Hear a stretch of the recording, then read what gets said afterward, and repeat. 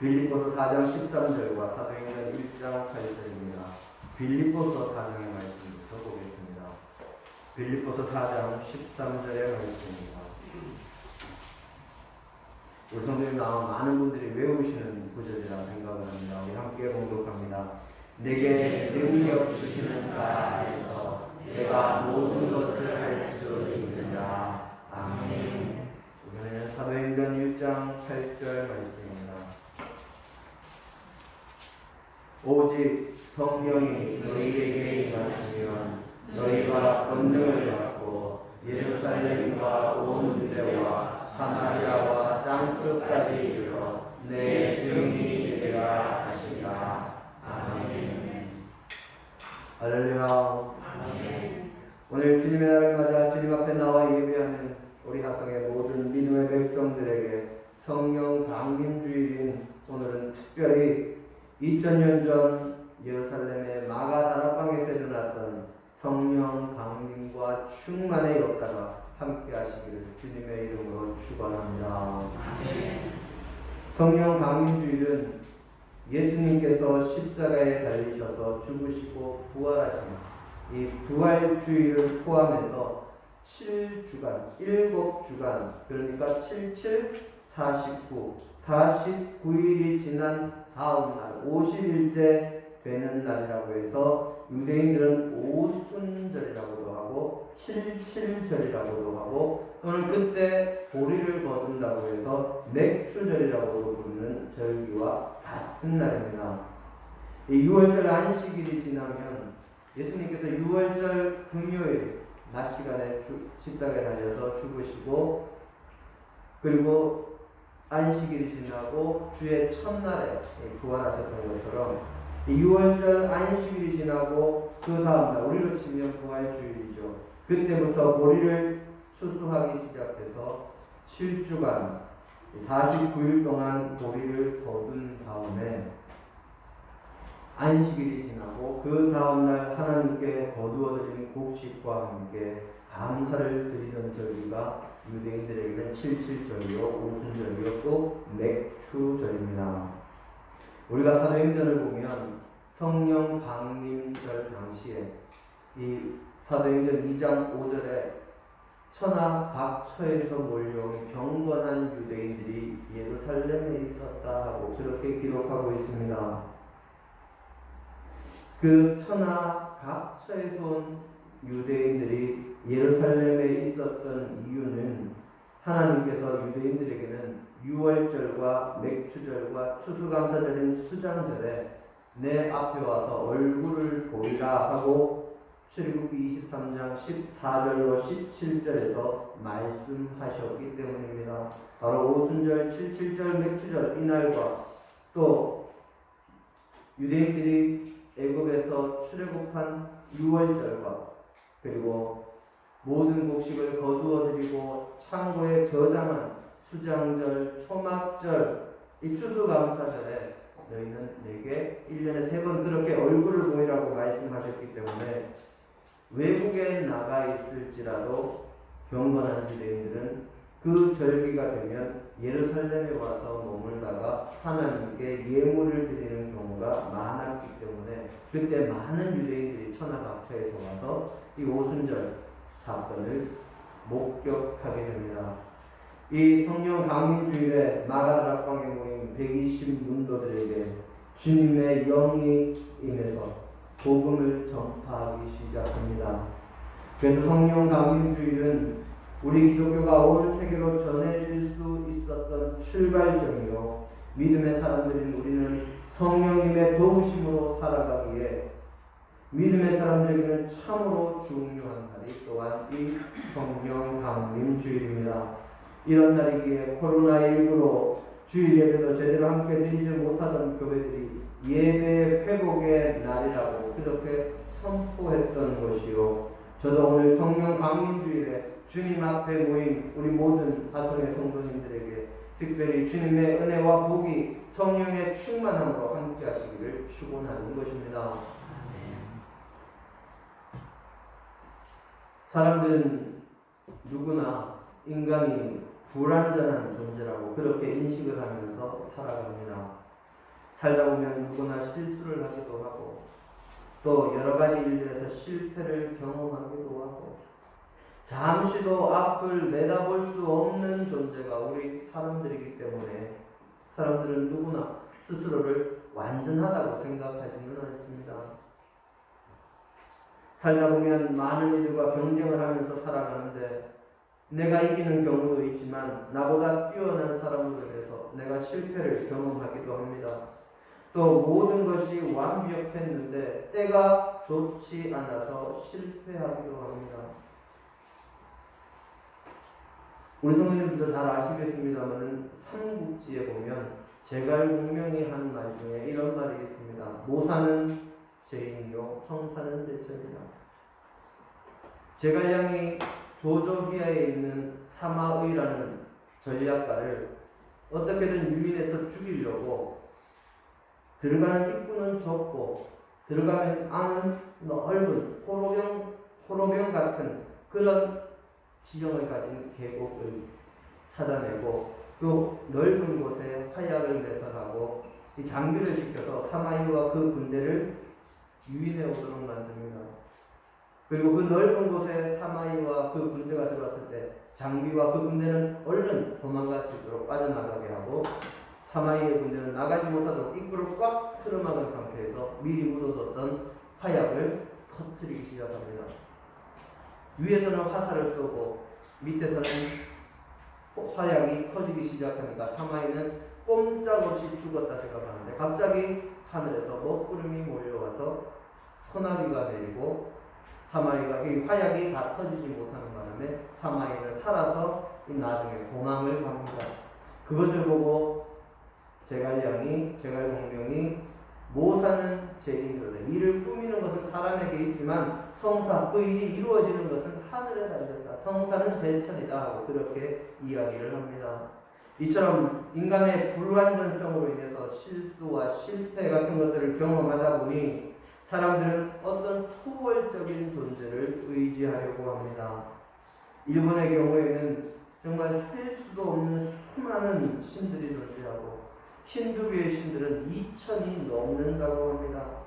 또 거기에 우리나라도 예외는 아니어서 옛날에 전설의 고향이나 우리 어르신들 보면 정한수 떠놓고 비나이다 하면서 천지신명께 비나이다 하는 경우도 있고 또는 부엌과 불을 관장한다는 조왕신에게 비는 사람들도 있고 집의 터를 지켜준다고 하는 터주신, 자손의 수명과 장수를 주관하고 복을 준다는 칠성신, 아이의 탄생을 주관한다는 삼신 등등 수많은 신들이 우리나라에도 많이 있었습니다. 그러나 이 모든 것들이 인간의 상상으로 만들어진 것들을 의미합니다. 세상의 많은 신화와 신들을 살펴보면 사람의 상상으로 만들어진 것들이기 때문에 신이라고 하는데 인간과 매우 비슷합니다. 공평과 정의보다는 감정적인 모습을 보이는 신들이 대부분이요. 신이라고 하지만 인간보다 자연에 대한 능력만 조금 뛰어나지 별다른 것은 없는 모습을 보이기도 하고 또 잠시 후에 아무 일도 제대로 모르는 신들이 대부분입니다.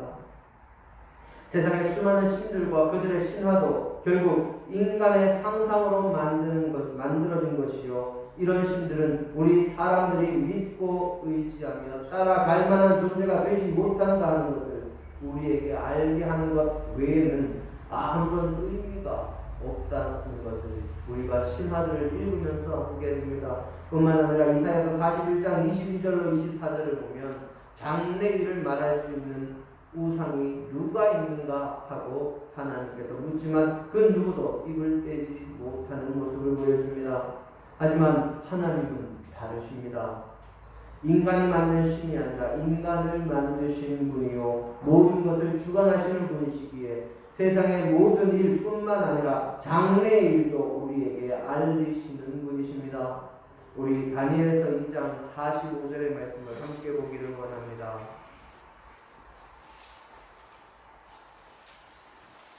다니엘서 2장 45절의 말씀입니다.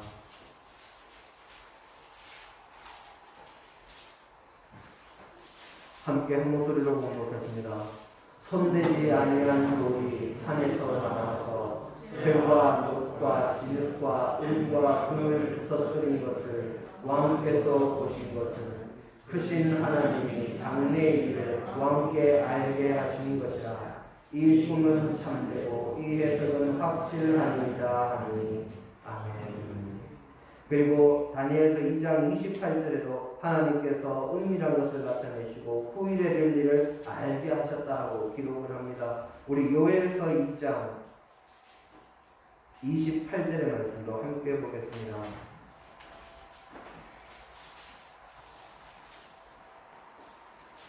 우리 많이 아시고 잘 기억하시는 구절입니다만 요엘서 2장 28절입니다. 함께 공독하십니다. 그 후에 내가 내 영을 만민에게 부어주리니 너희 자녀들이 장래일을 말할 것이며 너희 늙은이는 꿈을 꾸며 너희 젊은이는 이상을 볼 것이며. 아멘. 너희 자녀들이 하나님의 영을 받으면, 하나님의 능력을 받으면 장래일을 말하게 된다 하고 이야기를 합니다.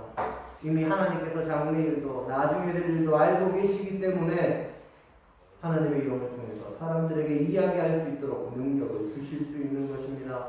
그래서 하나님은 우리가 믿고 따를 분입니다. 오늘 우리의 빌립보서 본문은 사도 바울이 복음을 전하다가 갇혀서 감옥에서 빌립보 교회 교인들에게 보낸 편지입니다. 그런데 감옥에 갇혀서 보냈다 해서 옥중서신이라고 그렇게 부릅니다.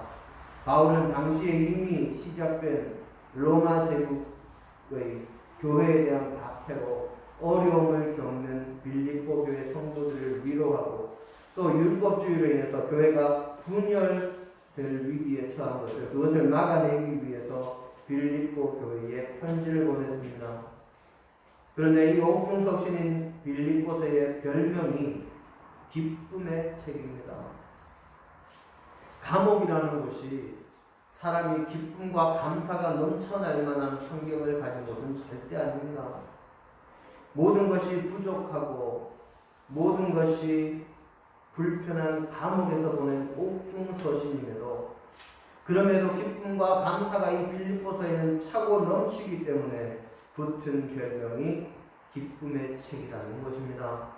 왜 빌립보서의 모든 내용에 기쁨과 감사가 넘칠까요? 그것은 사도 바울에게 확신이 있기 때문입니다. 세상의 지식이나 세상의 권세나 세상의 명예나 세상의 물질 같은 것에서 비롯된 그릇된 확신이 아니라 주님을 믿고 성령 충만해서 하나님 나라의 사역을 하면서 체험하고 주님을 만났기 때문에 가진 확신입니다. 그래서 그 고백의 내용이 오늘 우리의 첫 번째 본문 빌립보서 4장 13절 내게 능력 주시는 분 안에서 내가 모든 것을 할 수 있습니다. 여기서 능력을 주시는 분이 누구이십니까? 바로 주님이시오 성령님이십니다. 성령님이 임하시면 성령의 충만함이 우리와 함께 하시면 무식자도 겁쟁이도 용감한 전도자요 설교자가 될 수 있습니다.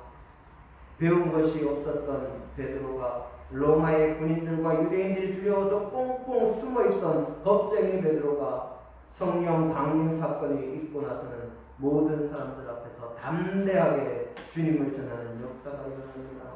그냥 전하는 것으로 끝나는 것이 아니라 많은 이들이 감동을 받고 주님을 믿게 되는 회개하고 돌아서는 명설교가가 되어서 단 한 번의 설교로 3,000명이 회개하는 역사가 일어났습니다. 성령님이 함께 하시면 두려워서 부인하던 자가 십자가에 거꾸로 매달려 죽기까지 용감해집니다. 베드로는 주님이 잡히시던 날 밤에 대제사장의 집들에서 한낱 계집종의 말에도 겁을 집어먹고 주님을 알지 못한다 하고 3번이나 부인하던 겁쟁이였지만 성령의 충만함으로 사도행전 4장 19절에서 보는 것처럼 자신의 목숨을 빼앗을 수도 있는 공회 앞에서 산헤드린 공회 앞에서 담대하게 주님만 따르겠다 선언합니다. 우리 사도행전 4장 19절 말씀 함께 보실까요?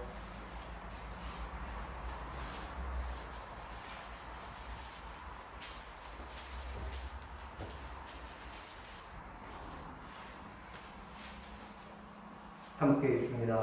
베드로와 요한이 대답하여 이르되 하나님 앞에서 너희의 말을 듣는 것이 하나님의 말씀을 듣는 것보다 옳은가 하니라. 아멘. 더 이상 예수의 이름을 전하지도 말고 선포하지도 말고 조용히 있으라 하고, 그렇지 않으면 그냥 두지 않겠다고 협박하고 위협하는데 거기에 대고 하는 말이 하나님 앞에서 너희 말 듣는 것하고 하나님 말씀 따르는 것하고 어느 것이 옳은지 너희가 한번 판단해봐라 하고 그렇게 담대하게 선포하는 그런 역사가 일어납니다. 거기에 더해서 코바디스로 영화화된 이 로마 마케트는 기독교 전설에 따르면 로마 군인들에게 잡혔을 때 십자가에 달려야 하는데 자기는 예수님이 십자가에 똑바로 달려서 이렇게 돌아가셨는데 나는 부족하고 모자라니 십자가에 똑바로 매달릴 자격도 없다. 나는 십자가에 거꾸로 매달려야 한다 하고는 십자가에 거꾸로 매달려서 죽기까지 주님을 전하는 사명을 감당했다고 합니다. 뿐만 아니라 성령님께서 함께 하시면 병고침의 역사도 일어납니다. 얼마나 병고침의 역사가 강하게 일어났던지 수많은 이들이 그 소문을 듣고 몰려왔는데 일일이 다 베드로와 바울을 만날 수 없으니 예루살렘에서 베드로가 지나는 길목에 환자를 데리고 나와서 혹시 그의 그림자라도 덮일까 바랬다고 사도행전 5장 15절로 16절은 기록하고 있고, 또 어떤 이들은 사도 바울이 쓴 손수건이나 앞치마를 가져다가 병든 사람에게 얹으면 병이 낫고 악기도 떠났다고 사도행전 19장 12절은 기록합니다. 거기에 성령 충만하면 하나님께서 지혜를 더하심으로 스스로 지혜 있다는 자들의 입을 막는 역사가 일어납니다. 사도행전 14장 13절로 14절에 보면 그 내용이 기록되어 있습니다. 또 말씀을 풀어 가르치면 주님을 믿는 역사가 일어난다고 사도행전 8장 27절 이하에는 에티오피아 여왕 간다게의 내시의 이야기를 통해서 우리에게 증거합니다. 거기에 지난주에 설교했던 엘리야와 엘리사, 성령님의 능력으로 하나님의 능력으로 물을 쳤더니 물이 갈라지는 역사가 일어난다고 성경은 기록합니다. 세상에 그 어떤 것을 의지하고 믿고 따라가야 아무 소용없습니다. 세상에 돈 믿고 따라가야 무슨 소용이 있던가요? 세상의 명예 정말 부질없습니다. 세상의 권세, 옛날부터 권세는 권불 10년이라 했지요. 또 건강, 젊을 때는 건강하고 아무 문제 없지만 시간이 지나면 지날수록 자신 없어지는 것이 건강입니다. 거기에 자녀들이요, 자녀들 믿고 사느니 거기까지만 하겠습니다. 그리고 남편을 믿습니까? 남편이 왜 남편입니까? 남의 편이라서 남편입니다. 저도 집에 가면 남편이지만 제가 제척했던 적은 거의 없는 것 같아요. 그런데 무엇을 믿고 무엇을 의지하면서 세상에 따라가겠습니까? 그리고 기타 우상들, 아까도 말씀드렸지만 그런 것들, 그 어떤 것도 믿고 따를 것이 없습니다. 오직 주님만이 능력이 있으신 분이요 참된 신이요 우리에게 은혜와 복을 주시려는 선한 뜻을 가지고 계신 분이십니다. 성령 강림주일에 오직 주님만 의지해서 성령 충만을 받으시는 저와 여러분이 되시기를 간절히 바랍니다. 성령 충만의 능력이 있고 성령 충만의 은혜가 있고 성령 충만의 기쁨이 있고 성령 충만의 영생의 길이 열립니다. 그러면 한번 여쭙겠습니다. 성령 충만을 받는 방법은 무엇이겠습니까? 다들 아시고 계시지만 겸손하셔서 아무 말씀을 안 하십니다. 제가 2014년 6월 8일 성령 강림주일에 설교하면서 어떻게 해야 성령 충만을 받을 수 있는지 다 가르쳐 드렸습니다. 다 기억하시죠? 지난주 설교도 다 기억이 안 나는데 가물가물한데 언제 6년 전 설교가 기억나냐고요? 목사님도 제 나이 되고라고요. 이거 저분은 목사님 기도 받다고 그렇게 이야기하시네요. 예. 잊어버리시기도 해야 저도 또 설교를 하죠. 다시 한번 말씀을 드립니다. 성령 충만을 받는 방법은 딱 하나밖에 없습니다. 우리 하나님께 간구하는 것, 전혀 기도에 힘쓰는 것. 우리 누가복음 11장 9절로 13절의 말씀을 함께 봅니다.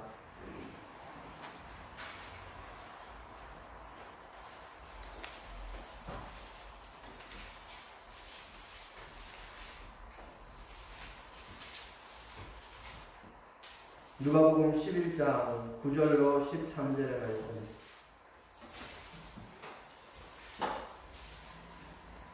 우리 9절 홀수절은 남신도분들이, 10절 짝수절은 여신도분들이, 또 11절 12절도 남신도 여신도분들이, 13절은 저와 우리들 모두가 함께 읽도록 하겠습니다. 우리 9절부터 남신도 시작. 내가 또 너희에게 이르노니 구하라 그러면 너희에게 주실 것이요 찾으라 그러면 찾아낼 것이요 문을 두드리라 그러면 너희에게 열릴 것이니 구하는 이마다 열릴 것이요 찾는 이는 찾아낼 것이요 두드리는 이에게 열릴 것이니라.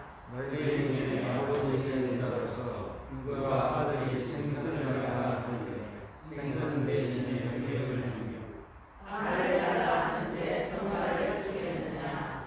너희가 할지라도 좋은 것을 자식에게 줄 알거든 하물며 너희 하늘 아버지께서 구하는 자에게 성령을 주시지 않겠느냐 하시니라. 아멘. 처음에 사도행전 1장 8절에서 예수님께서 성령을 받으라 하고 말씀하셨을 때 제자들 그 누구도 어떻게 해야 성령 충만을 받을 수 있습니까? 어떻게 해야 성령께서 우리에게 오시고 우리에게 권능을 받게 할 수 있습니까? 하고 묻는 사람이 없었습니다. 그것은 바로 예수님께서 이렇게 이미 말씀해 놓으셨기 때문입니다. 이것이 무슨 말씀입니까? 성령을 받는 가장 직접적이고 가장 빠른 방법은 오직 기도밖에 없다는 말씀입니다. 물론 말씀을 읽는 중에, 찬송을 부르는 중에, 설교 말씀을 듣는 중에도 성령님은 역사하십니다. 그럼에도 불구하고 주님은 성령을 구하고 성령을 찾고 성령을 얻기 위해서 하늘 문을 두드리라고 말씀하셨습니다. 한마디로 성령을 충만하게 받기 위해서 구하고 찾고 두드리는 열정을 포기하지 말고 기도해야 한다는 말씀입니다. 그리고 오늘 우리의 두 번째 본문이 있는 사도행전 1장 4절의 말씀에서는 예루살렘을 떠나지 말고 기도하라고 말씀하십니다. 그러면 하나님께서 이미 약속하신 대로 성령을 주신다고 이야기합니다. 누가복음 11장 9절로 13절의 말씀과 같은 말씀을 기록한 마태복음 7장 7절로 11절에서는 구하라 주실 것이요 찾으라 찾을 것이요 문을 두드리라 열릴 것이니 너희가 악한 자라도 자녀에게 좋은 것을 줄 줄 알거든 하늘의 아버지께서 너희에게 구하는 자에게 무엇을요? 좋은 것으로 주시지 않겠느냐고, 좋은 것이라고 그렇게 바꾸어 놓았습니다. 오늘 집에 가시면 마태복음 7장 7절로 11절 말씀 한번 찾아보시기를 바랍니다. 그러면 이 좋은 것이라는 이 말씀이 무슨 뜻입니까? 아까 성령을 받으면 어떻게 되는지 살펴본 것처럼 성령을 받는다는 것이 믿는 자에게는 가장 좋은 것이요 기도하는 사람에게는 성령을 받는 것보다 더 좋은 응답이 없다는 말씀입니다. 그래서 주님은 승천하시기 직전에 다른 것 말고 오직 성령을 받으라고 말씀하신 것입니다. 그 말씀에 제자들은 예수님이 승천하신 이후에 곧 바로 마가의 다락방에 모여서 전혀 다른 것은 하지 않고 오직 기도에 힘썼다고 사도행전 1장 14절은 기록하고 있습니다. 그런데 성령 충만을 받으면 좋고 행복하고 최고의 기도 응답이지만 성령 충만의 목적을 우리가 잊어서는 안 됩니다. 세상의 모든 일은 목적이 참으로 중요합니다. 똑같이 농사를 지어도 똑같이 공부를 해도 목적이 모든 결과를 다르게 만듭니다. 모든 일의 목적이 자신의 이익만을 위한 것이냐, 세상과 하나님의 영광을 위한 것이냐 하는 것은 그 결과가 완전히 다릅니다.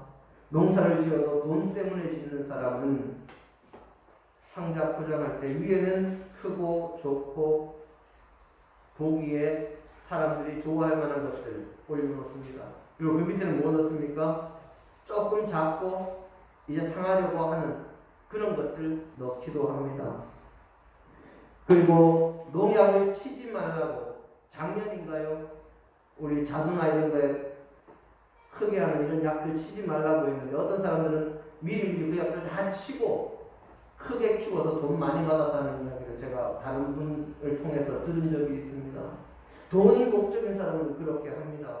하지만 정말 생명을 살리고 정직하게 농사하는 사람들은 그렇게 하지 않습니다.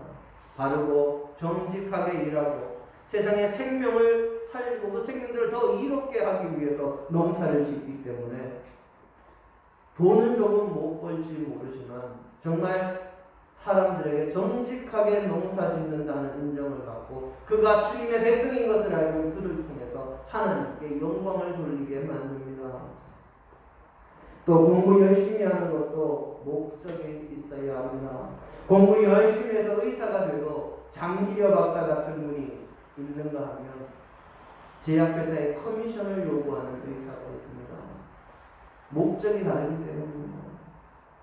또 고시에페스에서 검사가 돼도 정의를 구현하기 위해서 온몸을 불사르는 검사가 있는가 하면 스폰을 받고 자신의 이익이나 채우려고 하는 검사는 서로 다를 수밖에 없습니다. 그래서 성령의 충만을 받는데도 올바른 목적이 있어야 합니다. 성령의 충만은 나만 구원받는 것이나 나만 신바람나게 신앙생활하는 것이나 내가 방언하고 내가 신유원사 받고 내가 예언하면서 다른 사람들에게 주목받고 인정받는 것이 아닙니다. 성령 충만의 목적은 바로 오늘 우리의 두 번째 본문 사도행전 1장 8절에 기록된 것처럼 오직 성령이 너희에게 임하시면 너희가 권능을 받고, 성령 충만을 받는 목적이 첫째는 권능을 받는 것이고 그 다음이 무엇입니까? 권능을 받아서 예루살렘과 온 유대와 사마리아와 땅끝까지 이르러 내 증인이 되라 하는 그것이 목적이 되어야 합니다. 주님의 증인이 되는 것이 성령 충만의 목적이라는 말입니다.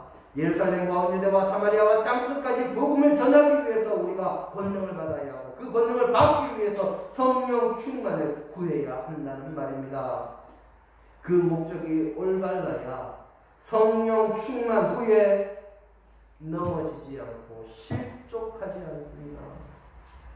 이런 목적이 올바르지 않아서 얼마나 많은 하나님의 종들이 많은 일, 위대한 일들을 해놓고 넘어지고 또 다른 많은 일들을 시험에 들게 만들었습니까? 오늘 성령 강림주일에 우리가 기억할 것은 기도와 간구로 성령 충만을 받으면 좋지만 그 목적을 분명히 해야 하고 우리 믿음의 식구들은 나를 위해서, 나의 이익을 위해서, 내 가족, 내 주변을 위해서, 내 영광을 위해서가 아니라 오직 말씀을 전하며 하나님의 영광을 위해서 살아야 한다는 것입니다. 그래서 사도 바울은 고린도전서 10장 31절에 너희가 먹든지 마시든지 무엇을 하든지 다 하나님의 영광을 위하여 하라고 그렇게 권면하는 것입니다. 오늘 성령 강림 주일에 하나님 앞에 나온 우리 하성의 모든 믿음의 식구들은 하나님께 간구함으로 성령 충만함을 받는 믿음의 식구들이 다 되시고 성령의 충만함으로 어디서든 주님의 증인이 되어서 하나님의 영광을 위해 살아가는 믿음의 백성들이 다 되심으로 세상을 주님의 나라로 만들며 주님의 크신 은혜와 복을 풍성히 받아 누리시기를 주님의 이름으로 축원합니다. 함께 기도하십니다. 사랑과 은혜가 풍성하신 하나님, 우리를 사랑하사 우리를 인도하시기 위해 이 땅에 성령님으로 함께 하심을 감사드립니다. 아버지여, 오직 주님 바라보며 주님께 영광 돌리는 목적으로 살아가는 저희가 되게 하시고, 주님께 영광 돌리기 위해 성령 충만받고 주의 일 할 수 있도록 우리에게 은혜를 더하여 주옵소서. 오늘도 주께서 우리와 함께 하실 줄 믿고 예수님 이름으로 기도드립니다. 아멘.